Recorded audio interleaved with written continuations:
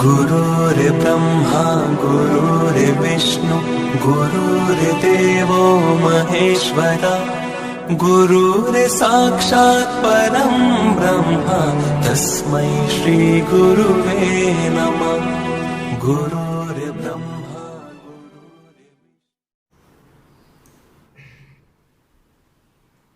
Good morning विद्यार्थी मित्रों, जय सोमनाथ। હવે આપણે લેક્ચર નંબર 18 ની વાત કરવાની છે। એમાં એક લાસ્ટ કેમિકલ પ્રોપર્ટી આપણી પાસે બસેલી છે જેનું નામ છે ઇલેક્ટ્રોન અનુરાગી વિસ્થાપન પ્રક્રિયા। ઇલેક્ટ્રોન અનુરાગી વિસ્થાપન પ્રક્રિયા તો ઓલરેડી ધોરણ 11 ની અંદર આપણે ઇલેક્ટ્રોન અનુરાગી વિસ્થાપન પ્રક્રિયા જોઈ, જેમાં આપણે બેન્ઝીનનું નાઇટ્રેશન, બેન્ઝીનનું બ્રોમિનેશન, બેન્ઝીનનું સલ્ફોનેશન, બેન્ઝીનનું ફિડલ ગામ આલ્કાઇલેશન અને બેન્ઝીનનું ફિડલ ગામ એસાઇલેશન આપણે જોયું હતું। કારણ કે આપણે ક્યુ ચેપ્ટર ભણતા હતા, કારણ કે આપણે હાઇડ્રોકાર્બન ચેપ્ટર ભણતા હતા। ક્યુ ચેપ્ટર હતું? હાઇડ્રોકાર્બન ચેપ્ટર હતું। અત્યારે આપણે ક્યુ ચેપ્ટર ભણીએ છીએ તો કે એમાઇન ચેપ્ટર ભણીએ છીએ, તો એમાઇનના ગુણ ગાવા પડે। પણ ઇલેક્ટ્રોન અનુરાગી વિસ્થાપન પ્રક્રિયાઓ તો સેમ જ, બ્રોમિનેશન પણ તે જ, નાઇટ્રેશન પણ તે જ, સલ્ફોનેશન પણ તે જ, પરંતુ અહીંયા આપણે એમાઇનના ગુણ ગાઈએ છીએ। તેમાં આપણે હાઇડ્રોકાર્બન મતલબ બેન્ઝીનના ગુણ ગાતા હતા। કોના ગુણ ગાતા હતા? બેન્ઝીનના। તો એવી જ રીતે ઇલેક્ટ્રોન અનુરાગી વિસ્થાપન પ્રક્રિયા આપણી પાસે 5 પ્રકારની છે। એમાં એમાઇનનું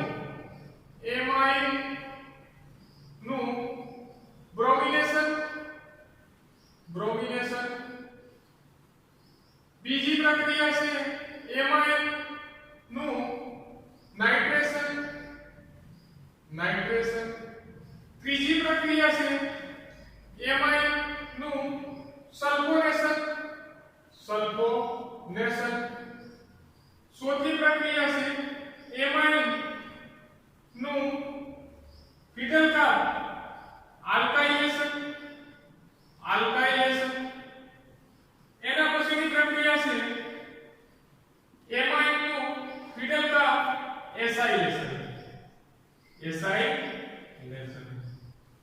હવે વિદ્યાર્થી મિત્ર, ઉપરની ત્રણેય પ્રક્રિયાઓ એમાઇન સંયોજનો આપે છે, પ્રક્રિયા આપે, પરંતુ નીચેની બંને પ્રક્રિયા આપતું નથી। શા માટે નથી આપતું એનું રીઝન આપણે 1 બાય 1 જોશું, પણ પ્રક્રિયા આપે છે એની માહિતી સૌપ્રથમ તો આપણે પહેલા જોઈએ। તો સૌપ્રથમ ઇલેક્ટ્રોન અનુરાગી વિસ્થાપન પ્રક્રિયા ભણવાના છે। તો આપણે એમ કહી શકીએ કે ઇલેક્ટ્રોન અનુરાગી વિસ્થાપન પ્રક્રિયામાં એમાઇન લેવાનો છે આપણે, કે જે રો મટીરીયલ તરીકે જેમ બેન્ઝીન લેતા તેમ શું લેવાનું છે? તો કે એમાઇન સંયોજન લેવાનો છે। તો એમાઇન ની અંદર એરોમેટિક એમાઇન, આમે એરોમેટિક એમાઇન લીધું જેનું નામ છે એનિલીન। હવે આ એનિલીન ની કોની સાથે પ્રક્રિયા કરવાની છે? ઇલેક્ટ્રોન અનુરાગી વિસ્થાપન પ્રક્રિયા કરવાની છે, મતલબ E+ સાથે પ્રક્રિયા કરવાની છે। હવે તમે જાણો છો બેન્ઝીન માં જે જોયું તે જ રીતે એમાઇન ની અંદર જોવાનું છે, તેમાં પણ ખાસ કરીને એનિલીન પર બે નાઇટ્રોજન પર બે sp ઇલેક્ટ્રોન છે, E+ સાથે પ્રક્રિયા કરશે અને નિપજમાં પરિવર્તન પામશે। અહીં વિદ્યાર્થી મિત્ર બે પ્રકારની નિપજ પોસિબલ છે। અહીં બે પ્રકારની નિપજ પોસિબલ છે। એક નિપજ હશે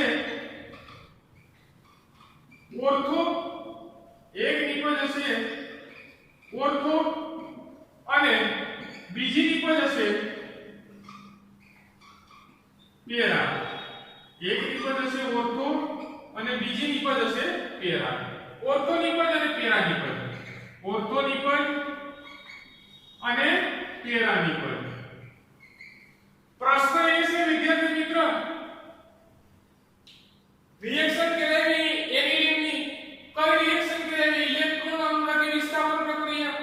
બે પ્રકારની નિપજ શક્ય છે, ઓર્થો નિપજ અને બીજી કઈ નિપજ? પેરા નિપજ। શા માટે ઓર્થો અને પેરા નિપજ?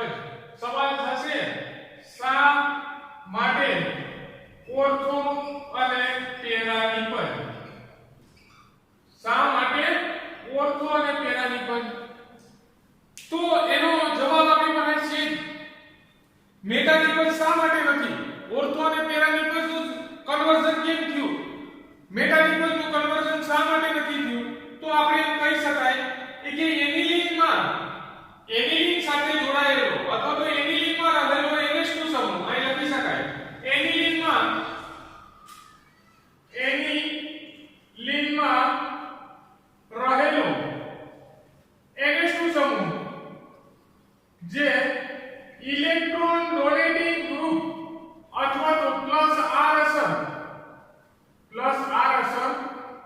દર્શાવે છે પ્લસ આર અસર મતલબ ઇલેક્ટ્રોન નું દાન કરી શકશે તો ઇલેક્ટ્રોન ડોનેટિંગ ગ્રુપ દર્શાવે છે તો તેને લીધે તો તેના સ્પંદન બંધારણમાં EDG ને લીધે તેના સ્પંદન બંધારણમાં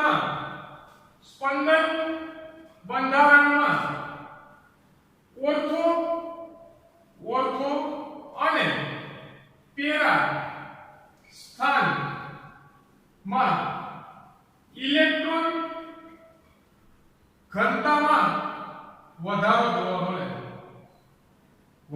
જોવા મળે છે ઓર્થો અને પેરા સ્થાનમાં સ્પંદન બંધારણને કારણે ઓર્થો અને પેરા સ્થાનમાં ઇલેક્ટ્રોન ઘનતામાં વધારો જોવા મળે હવે જો ઇલેક્ટ્રોન ઘનતામાં વધારો જોવા મળે તો જેમ ઇલેક્ટ્રોન ઘનતા વધારે મતલબ ઇલેક્ટ્રોન દાન કરવાની ક્ષમતા જેમ વધારે તેમ E+ ને ઝડપથી આકર્ષી લેશે તો ઇલેક્ટ્રોન ઘનતા ક્યાં વધારે તો કે ઓર્થો આ ઓર્થો સ્થાન છે અને આ પેરા સ્થાન છે આ ઇલેક્ટ્રોન ઘનતામાં શું થશે વધારો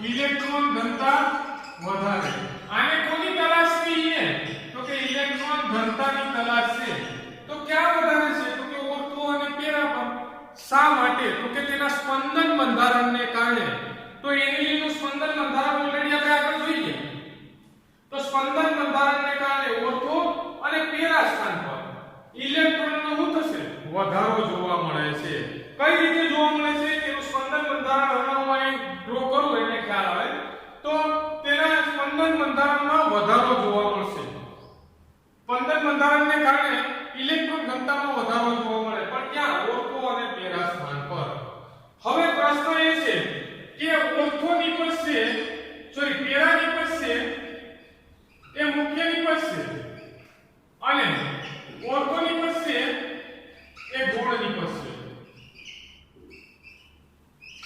તો આવું પણ શા માટે તેનો જવાબ પણ આપણે ખ્યાલ હોવો જોઈએ આવું શા માટે આ મુખ્ય નિપજશે અને આ ગૌણ નિપજ થશે પણ શા માટે મુખ્ય નિપજ પેરા નિપજ થશે અને શા માટે ગૌણ નિપજ થશે ઓર્થો નિપજ તો આપણે એમ કહી શકાય કે પેરા નિપજ જે મુખ્ય નિપજ થશે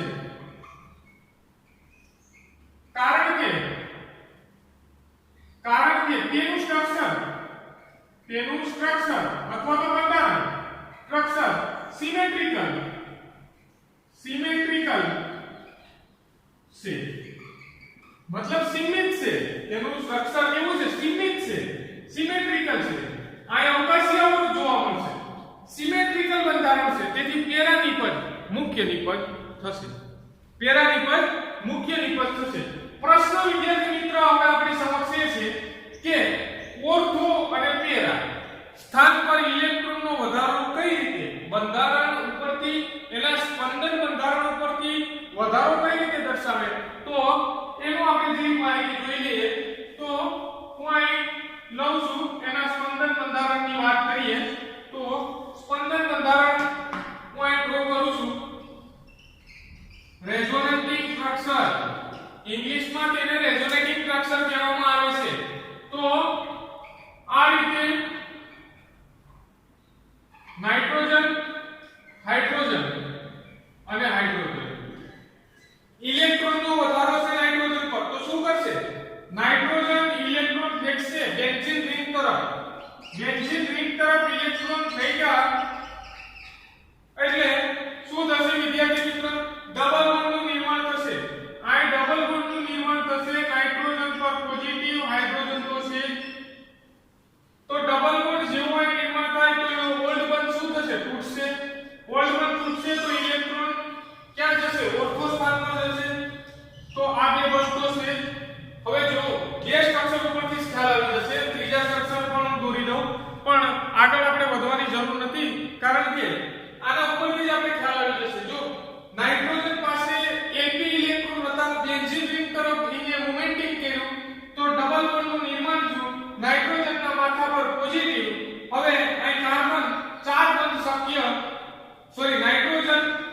કાર્બન 4 બંધ શક્ય છે, પાંચમો બંધ શક્ય નથી. તો 1 2 3 4 તો ઓલ્ડ બંધ શું થયો? તૂટ્યો. ઓલ્ડ બંધના ઇલેક્ટ્રોન ક્યાં સ્થાન પર ગયા? ઓર્થો સ્થાન પર ગયા.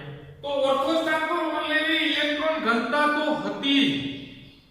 ઓર્થો સ્થાન પર ઓલરેડી ઇલેક્ટ્રોન ઘનતા તો હતી, પણ ઇલેક્ટ્રોન ઘનતામાં શું થયો? વધારો, એડિશન થયું, વધારો થયો. તો ઓર્થો સ્થાન પર ઇલેક્ટ્રોન ઘનતા શું થશે? વધશે. તેવી જ રીતે પેરા સ્થાન પર પણ વધશે. હવે શું થશે? આ ઇલેક્ટ્રોનનો વધારો છે, બંધનું નિર્માણ કરશે. આગળનું સ્ટ્રક્ચર બંધનું નિર્માણ કરશે. તો આ રીતનું સ્ટ્રક્ચર થશે. બંધનું ફોર્મેશન થયું. આ બંધ તો અહીં છે, ઉપર અહીં તેમના તેમ જ બધું કઈ ડિસ્ટર્બ થશે ને, પણ એક ડિસ્ટર્બ થશે. આ ડબલ બોન્ડનું નિર્માણ થશે. તો આ એનો ઓલ્ડ બંધ શું થશે? તૂટશે. તો ઓલ્ડ બંધના ઇલેક્ટ્રોન ક્યાં જશે? પેરા સ્થાન પર. ક્યાં સ્થાન પર ગયા? પેરા સ્થાન પર. આ પેરા સ્થાન પર ઇલેક્ટ્રોન ઘનતા વધી, વધારો થયો, અને આ ઓર્થો સ્થાન પર ઇલેક્ટ્રોન ઘનતાનો વધારો થયો. આ એની બેઝિક માહિતી હતી. કોની? ઇલેક્ટ્રોન અનુરાગી વિસ્થાપન પ્રક્રિયા. હવે આપણે જોવાનું છે એમાઇન નું બ્રોમિનેશન, એમાઇન નું નાઇટ્રેશન, એમાઇન નું સલ્ફોનેશન, એમાઇન નું ફિડલકા વાલ્ગાઇલેશન અને એમાઇન નું ફિડલકા ડેસાઇલેશન. આ પ્રક્રિયાઓ આપતી નથી, આ પ્રક્રિયાઓ આપે છે. શા માટે આપતી નથી? શા માટે આપે છે? અને આપે છે તો કયા પ્રકારની નિપજો મેળવી શકાય? તો કે ઓર્થો નિપજ. અને કયા પ્રકારની નિપજ મેળવી શકાય? પેરા નિપજ. જેમાંની પેરા નિપજ એ મુખ્ય નિપજ છે અને ઓર્થો નિપજ કઈ છે? ગૌણ નિપજ થશે. શા માટે? એનું આપણે આખું ડિસ્ક્રિપ્શન જોઈ લીધું છે. હવે 1 બાય 1 પહેલા બ્રોમિનેશન આપણે ભણશું, ત્યારબાદ નાઇટ્રેશન ભણશું, સલ્ફોનેશન ભણશું. બરાબર?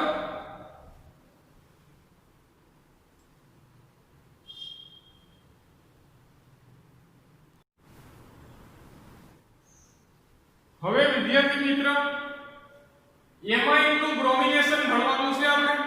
તો એમાઇન ના બ્રોમિનેશન માં આપણે ખબર છે એમાઇન સંયોજનો છે એની અંદર બ્રોમિન નું એડિશન કરવાનું છે. એમાઇન સંયોજનોની અંદર બ્રોમિન નું એડિશન કરવાનું છે. તો સૌપ્રથમ અહીં લખી શકાય કે એમાઇન સંયોજનો મતલબ એનિલીન. સૌપ્રથમ એનિલીન. એનિલીન નું એ જે રૂમ ટેમ્પરેચર Br2 જળ કરવામાં આવે, મતલબ બ્રોમિનેશન કરાવવામાં આવે તો બહુ વિસ્થાપિત નિપજ મળે છે. શું મળે? બહુ વિસ્થાપિત નિપજ મળે છે. મતલબ એ સફેદ ઓક્સિડિક રૂપમાં નિપજ મળે છે. હવે કઈ રીતે મળે છે? તો એનિલીન. આ એનિલીન નું સ્ટ્રક્ચર છે NH2. શું કરવાનું છે? એ જે રૂમ ટેમ્પરેચર બ્રોમિન જળ વડે બ્રોમિનેશન કરાવો. બ્રોમિનેશન તો બહુ વિસ્થાપિત નિપજ મળે છે. કઈ પ્રકારે? તો કે Br2 એડિશન થશે. Br2 નું થશે એડિશન થશે. પણ ક્યાં થશે? તો કે ઓર્થો અને પેરા બધા સ્થાન પર. ઓર્થો અને પેરા સ્થાન પર. તો NH2 E+ તરીકે અહીં હશે Br+. તો Br અને Br. આનું નામ થશે વિદ્યાર્થી મિત્ર 2,4,6 ટ્રાય બ્રોમો એનિલીન. આ પોર્શન તો એનિલીન છે, પણ 2,4,6 ટ્રાય બ્રોમો એનિલીન એ જે રૂમ ટેમ્પરેચરે આ પ્રક્રિયા કરવામાં આવી, પણ કઈ નિપજ મળે? બહુ વિસ્થાપિત.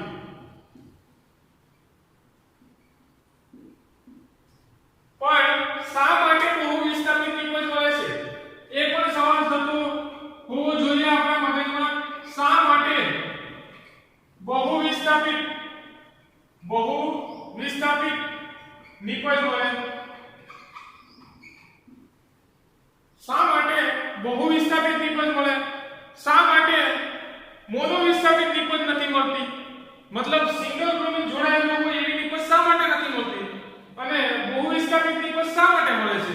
તો એના માટે આપણે એમ કહી શકાય કે એનિલિનમાં રહેલો NH નું સમૂહ બરાબર હાઈલી રિએક્ટિવિટી ધરાવે છે. એનિલિનમાં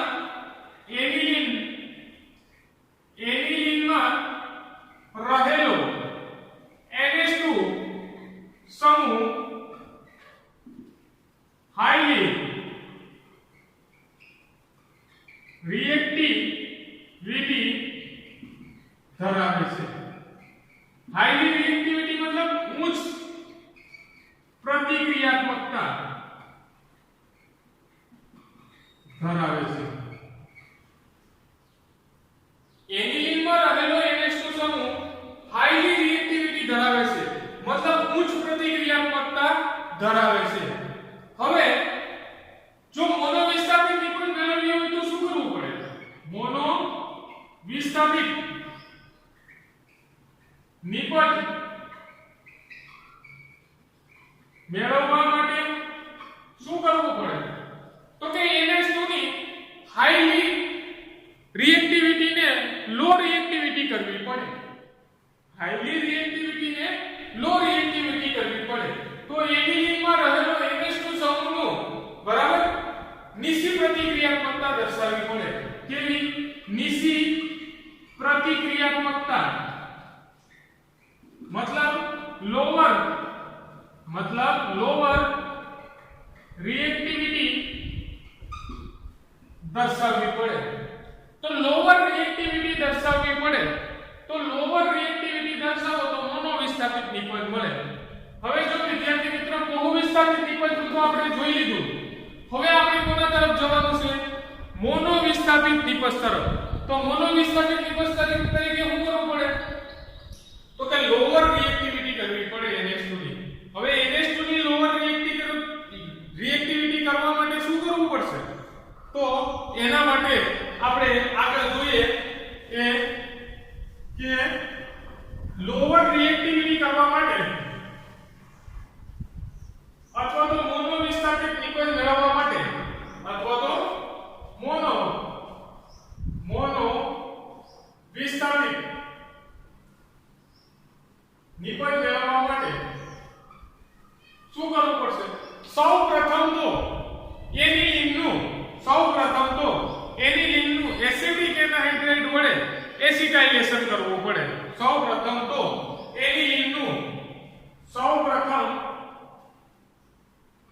એનિલિનનું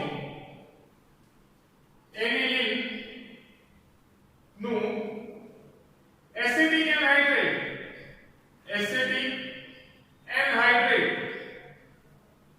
વડે એસિટાઇલેશન કરવું પડે.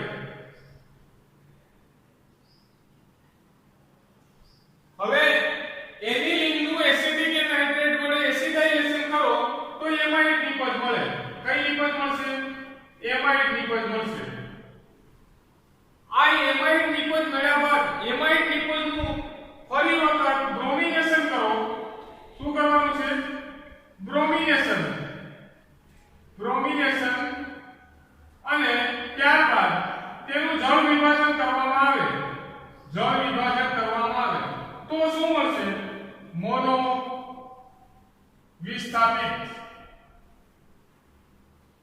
વિસ્થાપિત એનિલિન નિપજ મળે છે. એનિલિન નિપજ મળે છે. જો વિદ્યાર્થી મિત્ર સૌપ્રથમ તો રિએક્શન આપણે કરેલી એ જે રૂમ ટેમ્પરેચરે તો બહુ વિસ્થાપિત નિપજ મળી એ જે રૂમ ટેમ્પરેચરે. શા માટે બહુ વિસ્થાપિત નિપજ મળી? કારણ કે એનિલિનમાં રહેલો NH2 સમૂહ હાઈલી રિએક્ટિવિટી ધરાવે છે, જેથી કરીને ઓર્થો અને પેરા સ્થાન પર એ E+ ને દાખલ કરી દે છે. પણ આપણે તો કોઈ એક સ્થાન પર E+ દાખલ થાય એના માટે શું ફ્રીક્વન્સી લેવી પડે? Very good. તો કે શું ફ્રીક્વન્સી લેવી પડે? તો કે NH2 ની હાઈલી રિએક્ટિવિટી છે એને લોઅર રિએક્ટિવિટી કરવી પડે. નિશી પ્રતિક્રિયાત્મકતા દર્શાવવી પડે. તો નિશી પ્રતિક્રિયાત્મકતા દર્શાવવા માટે વિદ્યાર્થી મિત્ર ક્યાં કઈ ફ્રીક્વન્સી લીધી? એનિલિનનું એસિડિક એનહાઇડ્રેટ વડે સૌપ્રથમ તો એસિટાઇલેશન કરો તો એમાઇડ નિપજ મળે અને તમે એમાઇડ નિપજનું બ્રોમિનેશન કરો અને ત્યારબાદ જળ વિભાજન કરો તો આપણે જે મળશે એ મોનો વિસ્થાપિત એનિલિન નિપજ મળશે. હવે મોનો વિસ્થાપિત એનિલિન નિપજ તરફ આપણે જઈ રહ્યા છીએ.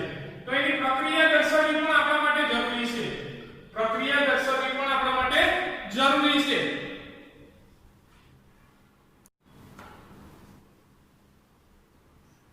હવે આપણે પ્રક્રિયા જોવાની છે વિદ્યાર્થી મિત્રો. તો પ્રક્રિયામાં સૌપ્રથમ શું લીધું? એનિલિન. તો અહીં લખું છું એનિલિન લીધો મેં. આ એનિલિન છે. ત્યારબાદ એસિડિક એનહાઇડ્રેટ વડે પ્રક્રિયા કરવાની છે. તો CH3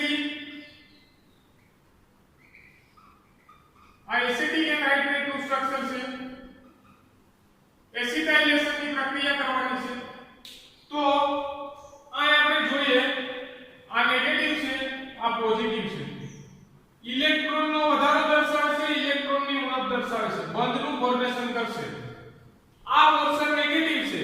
અહીંથી નાઇટ્રોજનને ઇલેક્ટ્રોન આપશે. કોને? કાર્બન. નાઇટ્રોજન કાર્બનને ઇલેક્ટ્રોન આપશે. નાઇટ્રોજનના માથા પર પોઝિટિવનો ચાર્જ આવશે. પોઝિટિવનો ચાર્જ બરાબર પોતાનો હાઇડ્રોજન પોઝિટિવ ચાર્જને ન્યુટ્રલ કરવા માટે કુરબાન થશે. મતલબ અહીંથી H+ રિમૂવ થશે અને અહીંથી આ પોર્શન રિમૂવ થશે. તો રિમૂવ થશે acetic acid.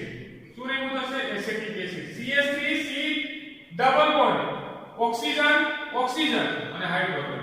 CH3C double bond oxygen oxygen અને હાઇડ્રોજન. એસિટિક એસિડ રિમૂવ થયો. બાકી રહેલા પોર્શનને આ એનિલિન હતો. આ શું હતું? એનિલિન. બાકી રહેલા પોર્શનને એજ ઇટ ઇઝ આપણે લખવાનો છે. તો બાકી રહેલો પોર્શન એજ ઇટ ઇઝ લખીએ. તો આ બાકી રહેલો પોર્શન નાઇટ્રોજન એક હાઇડ્રોજન તો એસિડિક એસિડના ફોર્મમાં રિમૂવ થઈ ગયો. બાકી રહેલો પોર્શન ને લખો. આનું નામ શું થશે? આનું નામ થશે વિદ્યાર્થી મિત્ર બે કાર્બન મતલબ ઇથેનેમાઇડ. બે કાર્બન મતલબ ઇથેનેમાઇડ. અને આવું છે ફિનાઇલ છે. તો N ફિનાઇલ ઇથેનેમાઇડ અથવા તો એસિટેનિલાઇડ પણ કહેવામાં આવે છે આને. એસિટેનિલાઇડ અથવા આને એસિટેનિલાઇડ પણ કહેવામાં આવે છે. N ફિનાઇલ બે કાર્બન મતલબ ઇથેન પણ એમાઇડ ગ્રુપ છે મતલબ ઇથેનેમાઇડ. તો એમાઇડ ગ્રુપ મેળવો. ત્યારબાદ એનું શું કરવાનું છે? તો કે ત્યારબાદ એનું બ્રોમિનેશન કરવાનું છે. બરાબર? બ્રોમિનેશન કરાવો. બ્રોમિનેશન. તો Br2 ક્યાં જોડાશે? ભાઈ ઇલેક્ટ્રોન ઘનતા ઓર્થો સ્થાન પર પણ વધારે છે. ઇલેક્ટ્રોન ઘનતા પેરા સ્થાન પર પણ વધારે છે. તો ક્યાં જોડાવાનો પ્રયત્ન કરશે? તો Br2 સૌપ્રથમ પેરા સ્થાન પર જોડાવાનો પ્રયત્ન કરશે. શા માટે પેરા સ્થાન પર જોડાવાનો પ્રયત્ન કરે? કારણ કે પેરા સ્થાન પર અવકાશીય અવરોધ ઓછો છે એઝ કમ્પેર્ડ ટુ ઓર્થો સ્થાન. ઓર્થો સ્થાન પર અવકાશીય અવરોધ વધારે છે. આ ગ્રુપ મોટું છે. તો પેરા સ્થાન પર અવકાશીય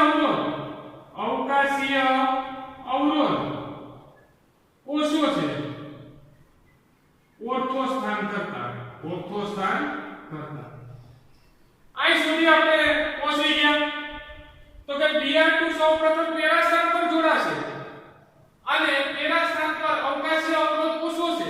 કોના કરતા? તો કે ઓર્થો સ્થાન કરતા.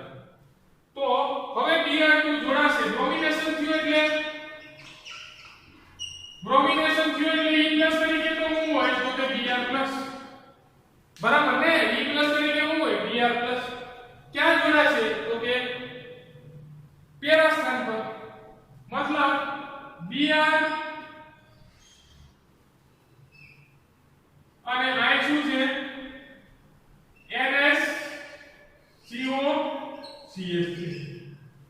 આ એક મધ્યવર્તી નિપજ હોય. મધ્યવર્તી એમાં એકનું બ્રોમિનેશન કરો એટલે મધ્યવર્તી નિપજ મળે. તેનું શું કરવાનું છે? જળ વિભાજન. હવે જળ વિભાજન કરો તો જળ વિભાજન માટે તો ખબર છે H+ અને OH માઈનસ S પ્લસ અને OS માઈનસ. હવે આને હું આ રીતે જ લખું છું સ્ટ્રક્ચરને, જેથી કરીને તમને સમજવામાં અનુકૂળતા આવે. Hydrogen, nitrogen, double bond oxygen, CH3. હવે જો નાઇટ્રોજન અને કાર્બનની વિદ્યુત ઋણતામાં કોની વિદ્યુત ઋણતા વધારે? તો કે નાઇટ્રોજનની વિદ્યુત ઋણતા વધારે. નાઇટ્રોજનના માથા પર પોઝિટિવ નેગેટિવ અને કાર્બનના માથા પર પોઝિટિવ. ક્લિયર છે સુધી વિદ્યાર્થી મિત્રો? ઓકે. હવે શું કરવાનું છે? પાણી જેવું એડિશન, જળ વિભાજન જેવું કરો. જળ વિભાજન કરો એટલે શું થશે કે પોઝિટિવ સાથે નેગેટિવ નું એટ્રેક્શન થશે. તો અહીં શું રિમૂવ થશે? CH3COOS, કારણ કે આ પોઝિટિવ ચાર્જ છે, નેગેટિવ ચાર્જ જોડાશે. એસિટિક એસિડ રિમૂવ થશે. ફરી બીજો પણ એસિટિક એસિડ રિમૂવ થશે. અને આ હાઇડ્રોજન છે નાઇટ્રોજનની પાસે જઈને બેસી જશે. એટલે શું નિપજ મળશે? N હાઇડ્રોજન હાઇડ્રોજન, મતલબ આ NH2 થયો ને. ઓકે. હવે આનું નામ શું થશે? આ રીતે જો આનું નામ શું થશે? આ જે નિપજ કરી એ મોનો વિસ્થાપિત એનિલિન નિપજ મળે છે.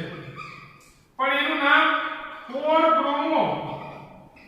બ્રોમો એનિલિન, અથવા એનું બીજું નામ થશે પેરા બ્રોમો, બીજું નામ થશે પેરા બ્રોમો એનિલિન. તો વિદ્યાર્થી મિત્રો હવે મોનો વિસ્થાપિત નિપજ કરી. પણ મોનો વિસ્થાપિત નિપજ મેળવવા માટે ફ્રીક્વન્સી કઈ લેવાની? સૌપ્રથમ એસિટાઇલેશન, એસિટિક એનાઇડ્રેટની હાજરીમાં, ત્યારબાદ બ્રોમિનેશન અને ત્યારબાદ જળ વિભાજન. તો તમને મોનો વિસ્થાપિત નિપજ મળશે. અને મોનો વિસ્થાપિત નિપજ મળે ત્યારે NH2 ની રિએક્ટિવિટી હોય એ કેવી હોય છે? લોઅર. કેવી હોય છે? લો. એકદમ લોઅર અથવા તો લો રિએક્ટિવિટી થઈ જાય ત્યારે મોનો વિસ્થાપિત નિપજ મળે. બાકી ઇનિશિયલ ફેઝમાં તમે કરો તો કેવી નિપજ મળશે? તો કે બહુ વિસ્થાપિત નિપજ મળશે. તો મોનો વિસ્થાપિત નિપજ માટેની એટલી ફ્રીક્વન્સી છે. પણ આવું શા માટે થાય છે કે ભાઈ મોનો વિસ્થાપિત નિપજ આવે છે મધ્યવર્તી નિપજ પછી? તો આવું શા માટે થાય છે? તો એનો આધાર તેના સંસ્પંદન બંધારણ પર રહેલો છે, રેઝોનેટિંગ સ્ટ્રક્ચર પર. તો અહીં લખી શકું કે ઉપરોક્ત પ્રક્રિયાઓ પરથી અહીં લખી શકાય કે ઉપરોક્ત પ્રક્રિયામાં, ઉપરોક્ત મતલબ આ પ્રક્રિયા, ઉપરોક્ત પ્રક્રિયામાં એસિટેની લાઇટમાં સ્પંદન બંધારણમાં નાઇટ્રોજન અને ઓક્સિજન વચ્ચે આંતર ક્રિયા થાય છે. ઉપરોક્ત પ્રક્રિયામાં મતલબ એસિટેની લાઇટની નિપજ છે એમાં સ્પંદન બંધારણમાં નાઇટ્રોજન અને ઓક્સિજન વચ્ચે આંતર ક્રિયા થાય છે. મતલબ રેઝોનન્સ જોવા મળે છે. કઈ રીતે? તો આ જો આટલો પોર્શન, જો આટલા પોર્શનને હું અહીં લખું છું નાઇટ્રોજન સાથે હાઇડ્રોજન જોડાયેલો છે એને દર્શાવતો નથી. બેન્ઝીન જોડાયેલી છે એને પણ દર્શાવતો નથી. એની સાથે જોડાયેલો કાર્બન એને દર્શાવું છું. એની સાથે જોડાયેલો ઓક્સિજન એને પણ હું દર્શાવું છું. અને એની સાથે જોડાયેલો CH3 નો ખાલી ડેશ મારું છું. તો આ સ્ટ્રક્ચર છે આપણી પાસે. આમાં રેઝોનેટિંગ જોવા મળે છે, જેને લીધે શું થાય છે કે રિએક્ટિવિટી મતલબ નાઇટ્રોજનના એન્ટી ઇલેક્ટ્રોન છે એ બેન્ઝીન રિંગ તરફ ફેંકતા નથી. બેન્ઝીન રિંગ તરફ નાઇટ્રોજનના ઇલેક્ટ્રોન ડાયરેક્ટ જતા નથી, પરંતુ રેઝોનેટિંગ સ્ટ્રક્ચરમાં બીજી થઈ જાય છે. શું થઈ જાય છે? રેઝોનેટિંગ સ્ટ્રક્ચરની અંદર એ બીજી બની જાય છે, જેથી કરીને મોનો વિસ્થાપિત નિપજ આપે છે. કઈ રીતે? તો આની પાસે એન્ટી ઇલેક્ટ્રોન છે. એન્ટી ઇલેક્ટ્રોન તો છે કે ભાઈ, એન્ટી ઇલેક્ટ્રોન છે. શું કરશે? હવે આ જેવો બંધ બનાવશે એવો કાર્બન અને ઓક્સિજન છે એ પોતાનો બોન્ડ બંધ તોડશે. કારણ કે કાર્બન 4 વેલેન્સી શક્ય છે, 5ની શક્ય નથી. તો શું થશે? બીજું રેઝોનેટિંગ સ્ટ્રક્ચર કેવું મળશે?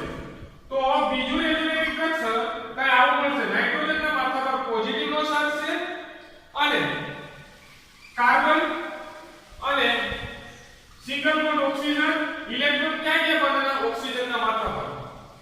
અને I ડબલ બોન્ડ. હવે ફરી વખત આ ઇલેક્ટ્રોન છે પાછા બેક મારે તો પાછું કેવું સ્ટ્રક્ચર મળે? સ્ટ્રક્ચર એ. મતલબ બે સ્ટ્રક્ચર શક્ય છે. મતલબ બે સ્ટ્રક્ચર શક્ય છે. મતલબ આપણે એમ કહી શકાય કે NH2 માં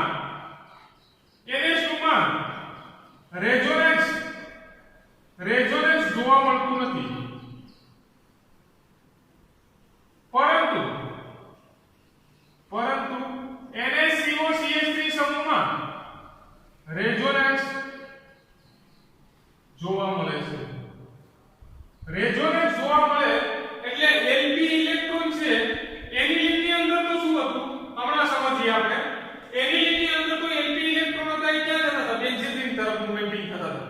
આમાં Lp ઇલેક્ટ્રોન છે એ ક્યાં જશે? ઓક્સિજન ની યાત્રા છે, સોરી કાર્બન ની ત્યાં જશે. કારણ કે ઓક્સિજન અને નાઇટ્રોજન વચ્ચે શું થશે? આંતરક્રિયા થાય છે. મતલબ એના ગ્રુપમાં જ પેલા તો રોકાઈ જાય છે. કોણ? Lp electron. પછી એ ત્યાં બીજી થઈ જાય છે. ત્યારબાદ એ બેન્ઝીન રિંગની અંદર પ્રવેશ કરે છે. એટલે મોનો વિસ્થાપિત નિપજ મળશે. બરાબર? એટલે મોનો વિસ્થાપિત નિપજ મળશે. તો કોઈ પ્રશ્ન પૂછે શા માટે મોનો વિસ્થાપિત નિપજ મળે છે, શા માટે મોનો વિસ્થાપિત નિપજ મળતી નથી? તો આપણે એમ કહી શકાય કે NH2 ની અંદર રેઝોનેટિંગ સ્ટ્રક્ચર જોવા મળતા નથી, જ્યારે NaCO3 સમૂહની અંદર રેઝોનેટિંગ સ્ટ્રક્ચર જોવા મળે છે. તેથી Lp ઇલેક્ટ્રોન રેઝોનેટિંગ સ્ટ્રક્ચર ની અંદર બીજી થઈ જાય છે. બરાબર? આવું તમે લખી પણ શકો. તો હવે તમને કોઈ પ્રશ્ન પૂછે આ રીતનો તો આપણે જવાબ આપવાનો જોઈએ. સપોઝ કે તમને કોઈ સવાલ એવો પૂછે કે NH2 એનિલિન સોરી સવાલ એવો કરે NH2 અને NaCO3 આ બંને કયા પ્રકારની નિપજ આપશે? એ જે રૂમ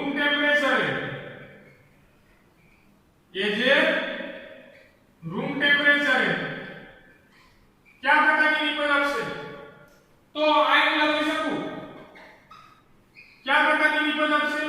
NH2 ब्रोमिनेशन करावવામાં આવે તો ब्रोमिनेशन ये जे रूम टेम्परेचर जो ब्रोमिनेशन करावવામાં આવે ब्रोमिनेशन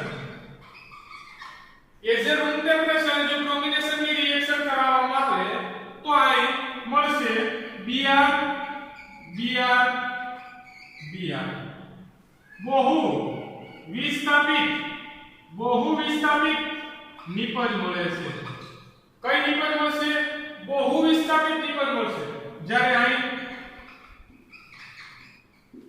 NaCO3 અને Br આને શું કહેશું? મોનો વિસ્થાપિત નિપજ મળે છે. बहु વિસ્થાપિત નિપજ મળે છે, મોનો વિસ્થાપિત નિપજ મળે છે. શા માટે? એનું સાયન્ટિફિક રીઝન આપણે હમણાં જોઈ ગયા. રેઝોનેટિંગ સ્ટ્રક્ચરને કારણે. કયા સ્ટ્રક્ચરને કારણે? સ્પંદન સ્ટ્રક્ચરને કારણે. કારણ કે આ Lp ઇલેક્ટ્રોન છે ડાયરેક્ટ ક્યાં જાય છે? આ Lp ઇલેક્ટ્રોનનો ફ્લો ડાયરેક્ટ ઓર્થો સ્થાન પર અને આ બાજુ પણ ઓર્થો સ્થાન પર અને આ બાજુ પેરા સ્થાન પર. એટલે ત્રણ સ્થાન એક્ટિવ થાય એટલે કઈ નિપજ મળે? બહુ વિસ્થાપિત નિપજ. હવે આ બાજુ આ Lp ઇલેક્ટ્રોન છે એ ડાયરેક્ટ બેન્ઝીન રિંગ તરફ પ્રવાહ જતો નથી. ક્યાં જાય છે? તો કે એ પ્રવાહ ડાયરેક્ટ એના પછીનો જે પરમાણુ છે કાર્બન ત્યાં જાય છે. કારણ કે ઓક્સિજન અને નાઇટ્રોજન વચ્ચેની આંતરક્રિયા થાય છે. તો એમાં Lp ઇલેક્ટ્રોન શું થઈ જશે? બીજી થઈ જાય છે. Lp ઇલેક્ટ્રોન શું થઈ જાય છે? બીજી થઈ જાય છે. ત્યારબાદ એ બેન્ઝીન રિંગમાં આવે છે. તેથી NH2 ની રિએક્ટિવિટીમાં શું થાય છે? NH2 ની રિએક્ટિવિટીમાં શું થાય છે? રિએક્ટિવિટીમાં ઘટાડો થાય છે. અને આ NH2 ની રિએક્ટિવિટીમાં શું થાય છે? રિએક્ટિવિટી વધેલી હોય છે. કારણ કે આ વધારે છે. આમાં તો કોઈ રેઝોનેટિંગ સ્ટ્રક્ચર નડતું નથી, આમાં રેઝોનેટિંગ સ્ટ્રક્ચર નડે છે. ખ્યાલ આવ્યો? હવે આના ઉપરથી પરિવર્તન જોઈએ છીએ. પરિવર્તન તમને પૂછે તો પરિવર્તન પણ આવડવું જોઈએ. પરિવર્તન એ જે હોમવર્ક હું તમને આપી દઉં તો પરિવર્તન